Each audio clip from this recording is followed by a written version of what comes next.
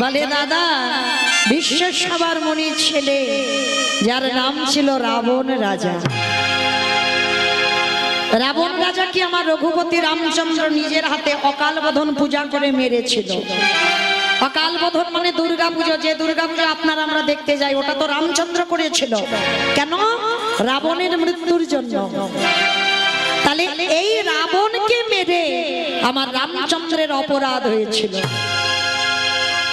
আচ্ছা মায়েরা, এই জায়গাটা একটা হাসির কথা হলো না? রাবণের মতো ব্যক্তিকে মারলে জীবনে পাপ হয়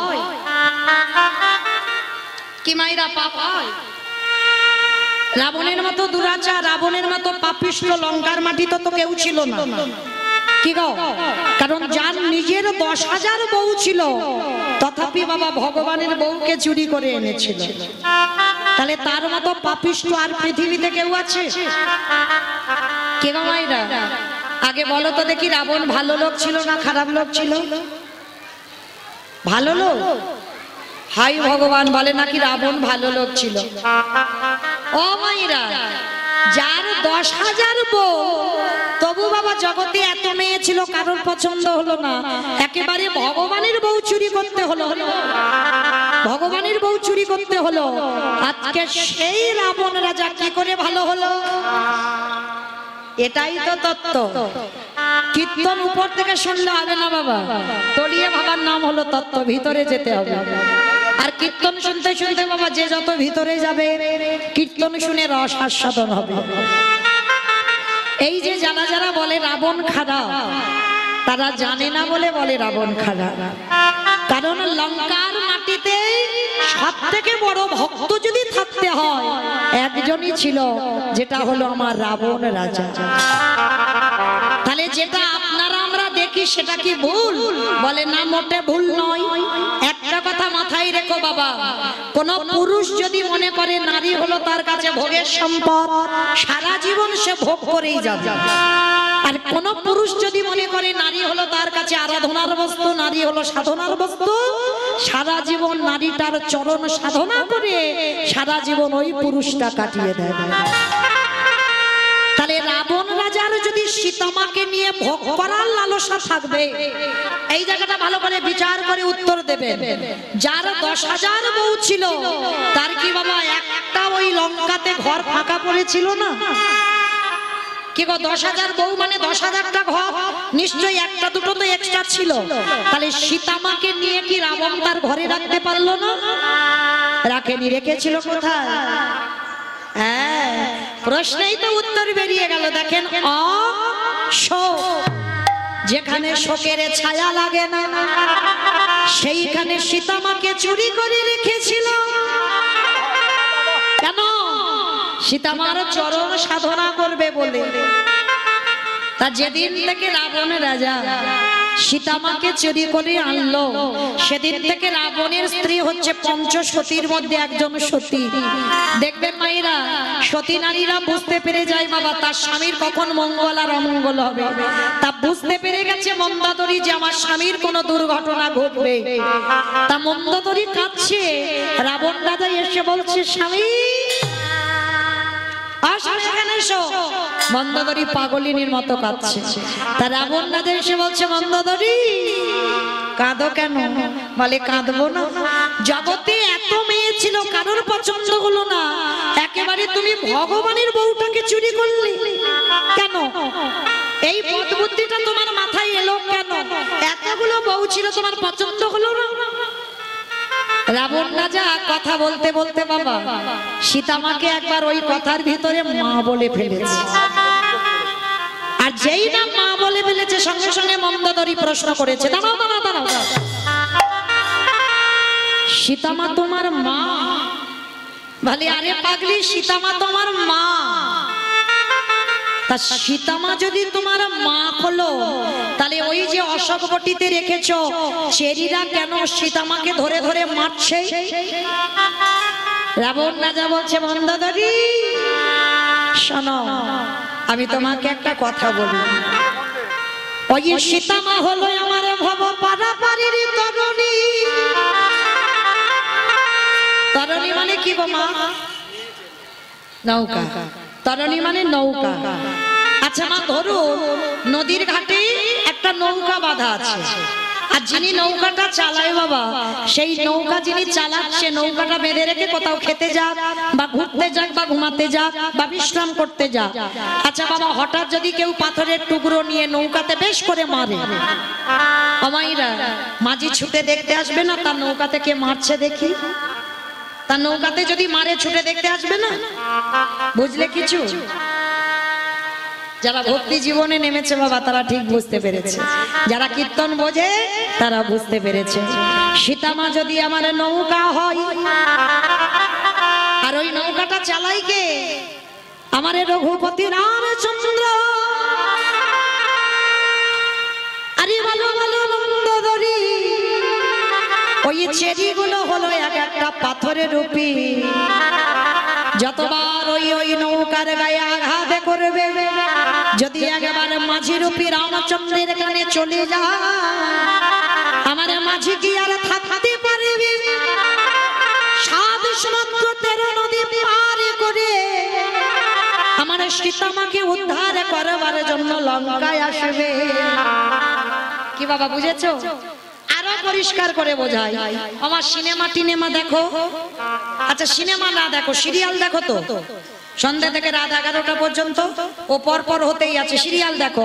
আচ্ছা দেখবে মা, যে সিরিয়ালেতে বাবা ভিলেন না থাকে জমজমাট হয় না, ভালো লাগে? মানে খলনায়ক একটা দরকার, তবে ভালো লাগে সিরিয়াল। তাহলে বলেন তো, যখন নায়ককে জব্দ করা না যায় তখন ভিলেন কি করে? কি করে? নায়িকাকে চুরি করে। আর নায়িকাকে যদি একবার চুরি করে আনা যায়, তাহলে কি বাবা আবার মরতে নায়কের কাছে যেতে লাগবে?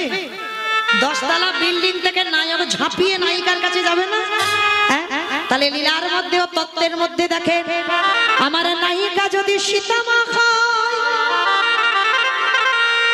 আরে নায়ক যদি আমার রামচন্দ্র হয়, আরে ভিলেনে যদি আমার রাবণ রাজা হয়, যত নায়িকাকে আঘাত করবে, আরে নায়িকা যত নায়কের নাম ধরে বসে বসে কাঁদিবে, যত জ্বালাবে, যত যন্ত্রণা দেবে, যত ব্যথা পাবে, যদি একবার নায়ক রূপী রামচন্দ্রের কানে চলে যায়, সে যে সাগর পার করে লঙ্কার মাটিতে আসবে। মন্দোদরি, আরে যেদিন আমার রামচন্দ্র লঙ্কায় আসবে, সেদিনে যদি আমার রাজ্যে খরা দেখা দেয়, যদি আমার রাজ্যে কোনো জায়গায় জলে না থাকে, বলো বলো মন্দোদরি, আমারে প্রভুর চরণে কি দিয়ে চলো? বলো তুমি ধোবা ধোবাই, যেদিনই আমার প্রভু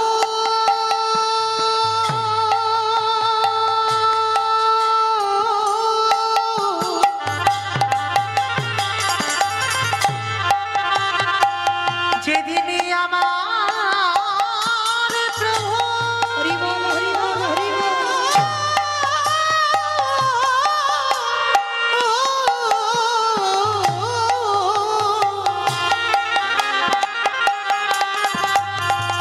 যেদিনই আমার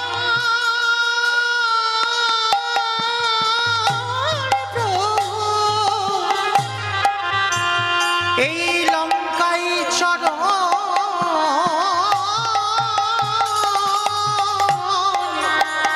চরণী দেবে,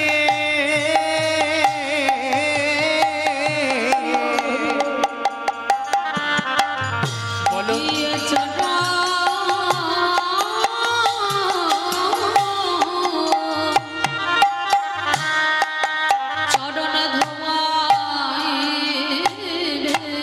মন্দোদরি, তোমার মতো আমি বোকা নয় যে কেঁদে কেঁদে চোখের জলগুলো অপচয় করে দেব। আমি আঁকলে রেখে দিয়েছি, কেন জানো? যেদিন আমার রামে দয়াময় লঙ্কায় আসবে, যদি আমার রাজ্যে কোথাও জল না থাকে, চরণ যুগল আমি বক্ষে নেব। আরে বক্ষে নিয়ে কি করবো জানো, আমার চোখের জলে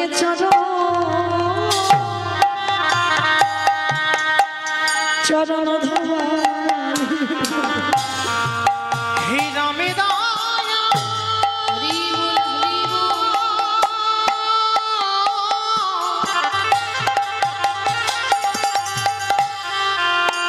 হে রামে দয়া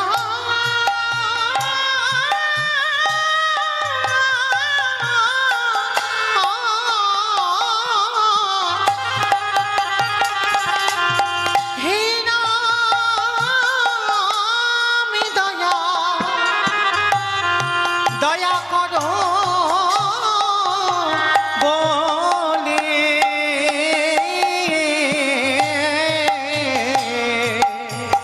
বলো কি দিয়ে চলো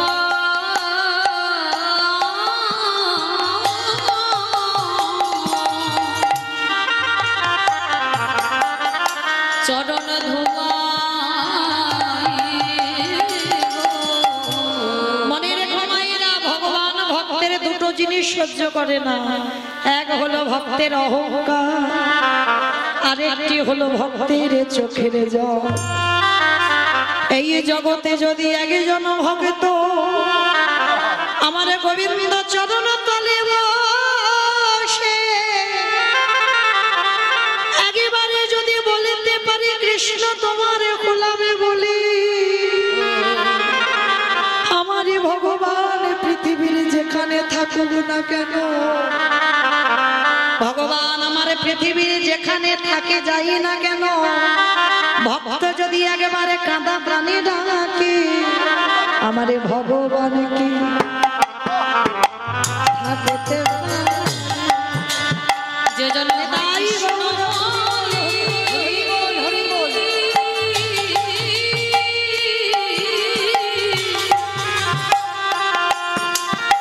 কৃষ্ণ বলে একেবারে ডাকিতে পারে আমার ভগবান কি বলো থাকিতে পারে। আস্তে তাহলে সেই রাবণ রাজাকে মারলো, আর রাবণ রাজাকে মেরে বাবা রামচন্দ্রের সর্বশরীরটা পাপী হলো। সেই পাপটা ধুচ্ছে কবে না যুধিষ্ঠির রাজস্বয় যজ্ঞে। আমাইরা যেখান থেকে গিয়েছিলাম আবার সেখানে চলে এলাম। আর এই যুধিষ্ঠির রাজস্বয় যজ্ঞে ভগবান রামচন্দ্র হয়ে যে পাপ করলো সেই পাপটা ধুচ্ছে কৃষ্ণ অবতারী যুধিষ্ঠির যজ্ঞে। কি করে ধুচ্ছে হরি বল মাইরা? যদি আমরা আপনারা কেউ অপরাধ করে ফেলি অজান্তে তো পাপ হয় নাকি? অজান্তে একটা সাধুগুরু বৈষ্ণবের চরণ যুগল ধৌত করাও, তাও যদি না পারো ওই বৈষ্ণবদের একটু এঁঠো পাতা পরিষ্কার করো, তাও যদি না পারো ওই বৈষ্ণবদের উচ্ছিষ্ট নিয়ে একটু গায়ে মেখে নাও। আর যদি নিতে পেরেছো কোটি কোটি জন্মের অজানা পাপ থেকে আপনার আমরা মুক্তি পাবো পাবো পাবো। নিতাই গৌর প্রেমানন্দে। আচ্ছা মাইরা, কারোর পা ধোয়াতে গেলে কি করে ধোয়াবে বলো তো? বলো কি করে ধোয়াবে? হাত পা বেঁধে পুকুরে ফেলে দিলেই হবে। হাত পা বেঁধে নাকি পুকুরে ফেলে দেবে? কোনদিন দেখেছো এইরকম করে কেউ পা ধোয়ায়? পা ধোয়াতে গেলে বাবা পাত্রে জল নিতে হবে, ঘটি নিতে হবে। আর যার পা ধোয়াবো সে ছোট হোক আর বড় হোক, পা যখন ধোয়াতে বসেছি বাবা আমার মাথাটাকে তার পায়ের কাছে নিচু করতে হবে। কি বাবা ঠিক বললাম তো? তা বিশ্বের সৃষ্টি মালিক ভগবান রাজস্বয় যজ্ঞের দরজায় দাঁড়িয়েছে পা ধোয়াবে বলে, একেবারে রেডি হয়ে আছে। অগ্নিদেব, পবনদেব, বরুণদেব, ইন্দ্র, ইন্দ্রাণী, ব্রহ্মা, সাবিত্রী, শিব, দুর্গা সব পরপর লাইন দিয়ে দাঁড়িয়ে আছে। আর কৃষ্ণ যজ্ঞে একটা করে আসে, পা ধোয় আর যজ্ঞের ভিতরে ঢোকে। এমন সময় জগৎ জননী মা, মানে সবার মা, আমারও মা, আমার বাবারও মা, আমার ছেলেরও মা, তাই না? যেমন চাঁদ সবার মামা, আমার মামা, আমার বাবার মামা, আমার মার মামা, আমার ছেলেও বলে মামা। ঠিক ওই রকম জগৎ জননী মা দুর্গা সবার মা। আজকে সেই মা বলছে প্রাণনাথ ডাকছে, না আর দেরি নয়, চলো কৃষ্ণ পা ধোয়াবে, চলো পা দুটো ভালো করে ধুইয়ে নিয়ে। তা বাবা ভোলানাথ তো ত্রিলোকের বড় বৈষ্ণব, আপনাদের আমাদের মতো বাবা কোনো সাজা বৈষ্ণব নয়, হ্যাঁ একেবারে ত্রিলোকের ভগবান আখ্যা দিয়েছে, ত্রিলোকের বড় বৈষ্ণব। আজকে সেই পরম বৈষ্ণব বাবা ভোলানাথ পার্বতীকে বলছে, পার্বতী তোমার কি মাথার গন্ডগোল হয়েছে? হ্যাঁ আমার মনে হয় তোমার মাথার আর কিছু নাই, কারণ কৃষ্ণ পা ধোয়াবে আর আমাদের পাপীর পা দুটো বাড়িয়ে দেব। শোনো, তোমার যদি এত ধোয়াবার ইচ্ছা হয় তো তুমি লাইনে দাঁড়াও, কিন্তু আমার পা আমার কৃষ্ণ কোনো মতেই ধোয়াতে পারবে না। এই কথা বলে বাবা ভোলানাথ লাইন থেকে বেলাইনে চলে গেছে, মানে আড়ালে গেছে। আড়ালে গিয়ে মনে মনে চিন্তা করছে, কৃষ্ণের চোখে আমাকে ধুলো দিয়ে যেতে হবে। মানে কৃষ্ণের সঙ্গে চালাকি, ভাবতে পারছেন অমাইরা? মানুষ মানুষের সঙ্গে চালাকি করতে পারে, মানুষ মানুষকে ঠকাতে পারে, কিন্তু ওই যে পিছনে বেটা বাঁকা করে বাঁকা হাতি, ও ছেলেটার সঙ্গে অসম্ভব। ওই যে কে কীর্তন শুনছে, কে কেঁদে যাচ্ছে, আর কে গল্প করে যাচ্ছে, আর কে শুধু খালি হাওয়া খেয়ে যাচ্ছে, আর কে বসে বসে আমি কিচ্ছু দেখতে পাচ্ছি না, কিন্তু ওই যে ছেলেটা ফাঁকি দিতে পারবে, সময় মতো লিখে একেবারে ঘরে সময় মতো পৌঁছে দেবে কে কি করলো জগতে। হ্যাঁ আমি কিছু বলবো না, করে যাও, গল্প করার দরকার করে যাও, আর দেখবে ফলটা কিরকম হয়। কীর্তন আসরে আজকে এই যে হরিবাসরে বসে গল্প তো বুঝবে ঠালা সেই দিন। তো আজকে দেখে ভগবান মনে মনে করছে, বেটা দেখেছো আমার চোখে তুলে দেবে বলে ও বেটা লাইন থেকে বেলাইনে গেছে। এইবার বেলাইনে যা তো যা, আড়ালে গিয়ে বাবা কি করেছে জানো, দুম করে একটা কুকুর হয়ে। কুকুর হলো কেন? পৃথিবীতে যত পশু পাখি আছে কুকুর হচ্ছে সব থেকে প্রভু ভক্ত, ওর মতো প্রভু ভক্ত কেউ হবে না। আর বাবা যার জন্য কুকুরে তো চাকরি করছে না, মানুষের চাকরির জন্য হা করে বেড়াচ্ছে, কিন্তু কুকুর একটা পশু, সে চাকরি করছে কেন? তার ঘ্রাণ শক্তির জন্য। চোর ডাকাতকে ধরবার জন্য কুকুরে চাকরি করছে না। আজও কুকুরের মহোৎসব হয় নবদ্বীপের মাটিতে, মানে ভুরি ভুরি প্রমাণ আছে, বললে বাবা সারা রাতে শেষ হবে না। থাক ওদিকে আর যাবো না। তো যাই হোক, এইবার বাবা ভোলানাথ কুকুর হয়েছে, আর কুকুর হয়ে মনে মনে করছে কৃষ্ণের চোখে ধুলো দিয়ে যজ্ঞের ভিতরে ঢুকে যাবে। বাবা ঠাকুর এখানে একটা কথা বলি, যারা শাস্ত্র জ্ঞানী, যারা গ্রন্থ পাঠ করেন বা একটু কীর্তন বোঝেন, জানেন গৌতম মুনির স্ত্রী অহল্যা, অহল্যার সতীত্ব নাশ করেছিল কে? দেবরাজ ইন্দ্র। গুরুপত্নী হরণ করেছিল, আর তাতে গৌতম মুনি কি অভিশাপ দিয়েছিল? তো সর্বজ্ঞ হবে ভোগ চিহ্ন।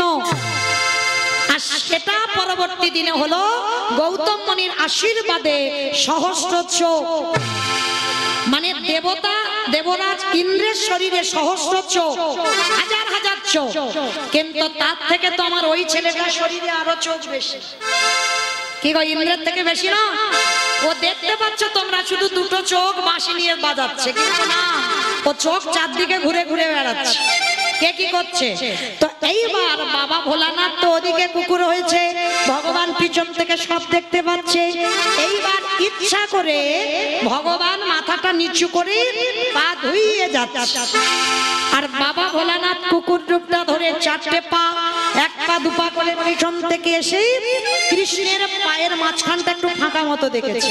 আর যেই না ফাঁকা মতো দেখা, আর ওই জায়গা থেকে বাবা বলে যাবে বলে সবে মাত্র মাথাটা দিয়ে,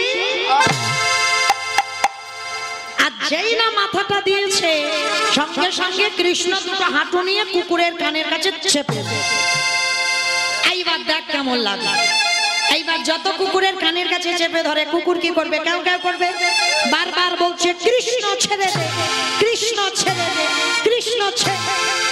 বলে ছাড়বো বলে ধরি নাই, হে বৈষ্ণব বৈষ্ণব, ও হে বৈষ্ণব গোসাই,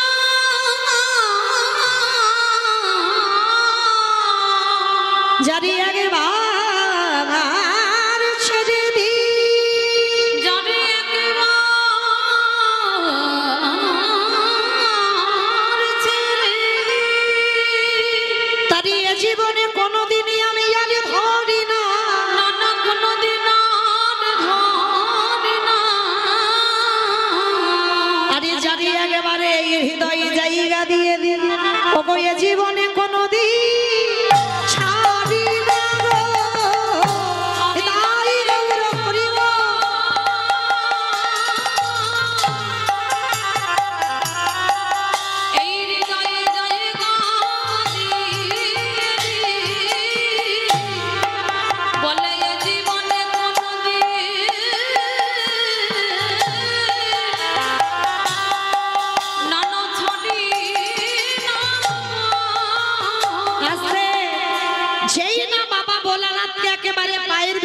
নিয়ে কানের কাছে চেপে ধরছে আর বারবার তো কুকুর শুধু ছটফট করছে, কৃষ্ণ ছেড়ে দে। চুপ, একটা কথা হবে না, একটা কথা হবে না, এখন নয়, একটু বসো, এখন নয়।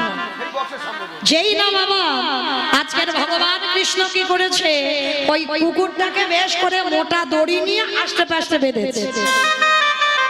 আর বলো তোমার কুকুরকে বেঁধে দিলে কুকুর আর কিছু করতে পারবে? সে শুধু তো চারটে পা শুধু ছটফট করে যাচ্ছে। ভগবান বলে এবার পায়ের ব্যবস্থা করতে হবে।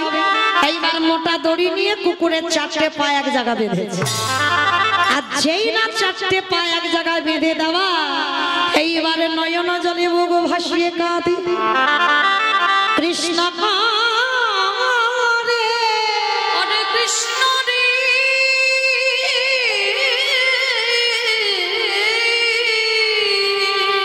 বললাম তো আমি ভুল করেছি, অন্যায় করেছি, এই কান বলছি, নাক বলছি, জীবনে আর ভুল করবো না। আমার ছেলে চুপ, একটা কথা বলবে না।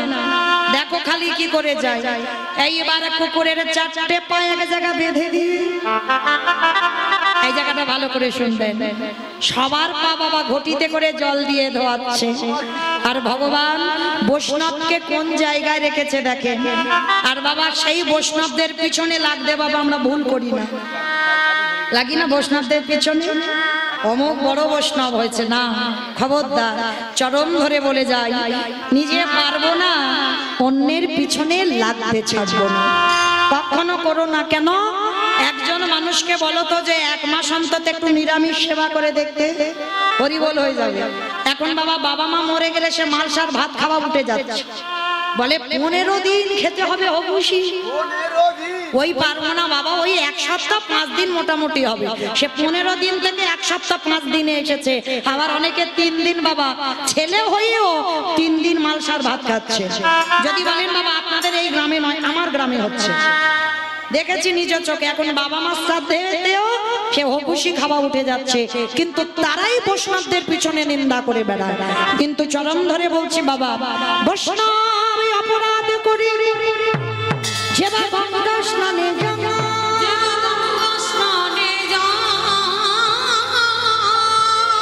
পতিত পাবনী গঙ্গা তারে দেখে দূরে সরে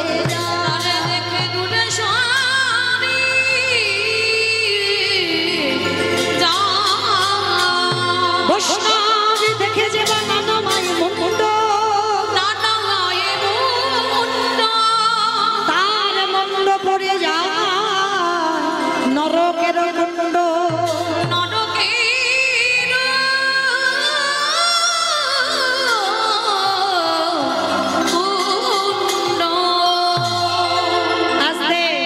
এইবার ভগবান কি করেছে দেখো, কুকুরের 4টে চরণ মুখে ধরে, খালে বিলি নদী নালা পুকুরে ঘাটের জল নয়, তাহলে কোন জলে দিল? কৃষ্ণই আমার চোখের জলে ছড়া, চরণ ধোয়াইল,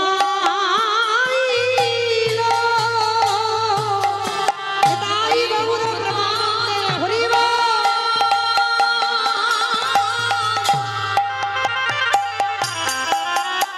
চরণে দিলে ধরে চোখের জলে চরণ ধোয়াইল, বলি আরে তো চরণ ছাড়িব না রে, ওই চোখের জলে চরণ ধোয়াইল, হে বৈষ্ণব কৃপা করো, বলে আর তো চরণ ছাড়িব না, হে বৈষ্ণব তাই গৌর প্রেমানন্দে হরি বল হরি বল হরি বল। হরি আর তো চরণ ছাড়ব না, হরি আর তো চরণ ছাড়ব না,